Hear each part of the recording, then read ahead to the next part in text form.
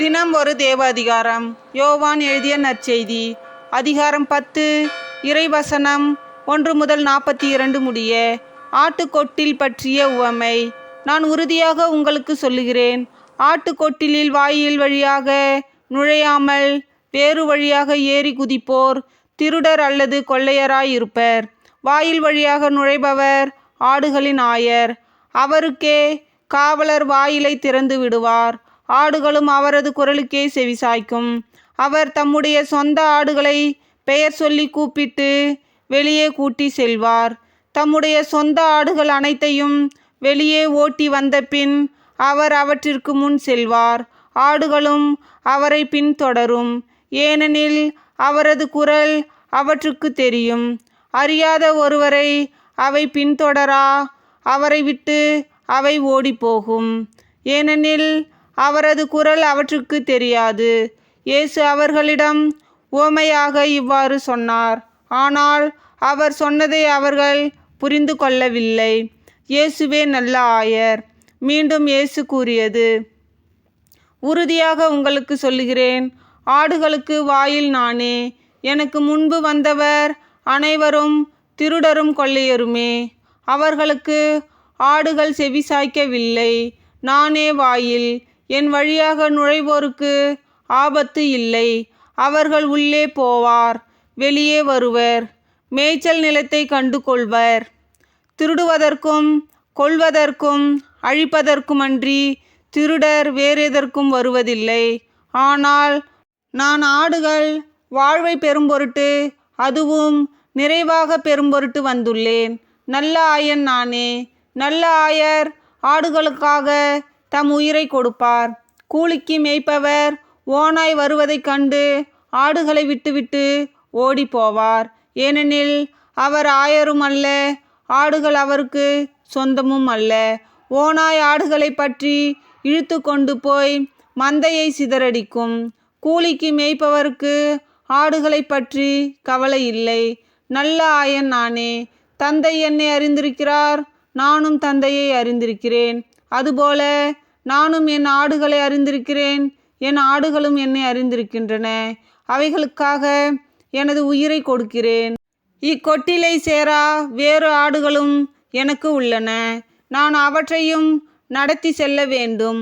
அவையும் எனது குரலுக்கு செவிசாய்க்கும். அப்போது ஒரே மந்தையும் ஒரே ஆயரும் என்னும் நிலை ஏற்படும். தந்தை என் மீது அன்பு செலுத்துகிறார், ஏனெனில் நான் என் உயிரை கொடுக்கிறேன். அதை மீண்டும் பெற்று கொள்ளவே கொடுக்கிறேன். என் உயிரை என்னிடமிருந்து யாரும் பறித்து கொள்ளுவதில்லை. நானாகவே அதை கொடுக்கிறேன். உயிரை கொடுக்கவும் எனக்கு அதிகாரம் உண்டு, அதை மீண்டும் பெற்று கொள்ளவும் அதிகாரம் உண்டு. என் தந்தையின் கட்டளைப்படியே நான் இப்படி செய்கிறேன். இவ்வாறு இயேசு சொன்னதால் யூதரிடையே மீண்டும் பிளவு ஏற்பட்டது. அவர்களும் பலர் அவனுக்கு பேய் பிடித்து விட்டது, பித்து பிடித்து அலைகிறான், ஏன் அவன் பேச்சை கேட்கிறீர்கள் என்று பேசி கொண்டனர். ஆனால் மற்றவர்கள், பேய் பிடித்தவருடைய பேச்சு இப்படியா இருக்கும்?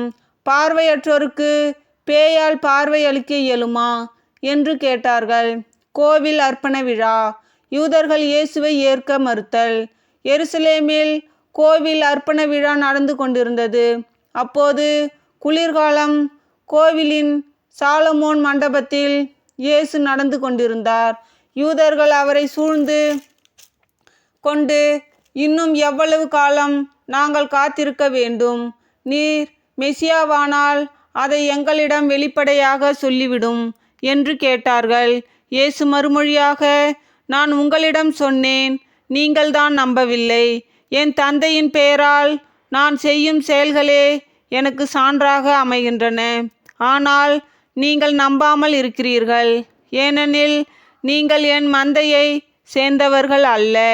என் ஆடுகள் எனது குரலுக்கு செவி சாய்க்கின்றன.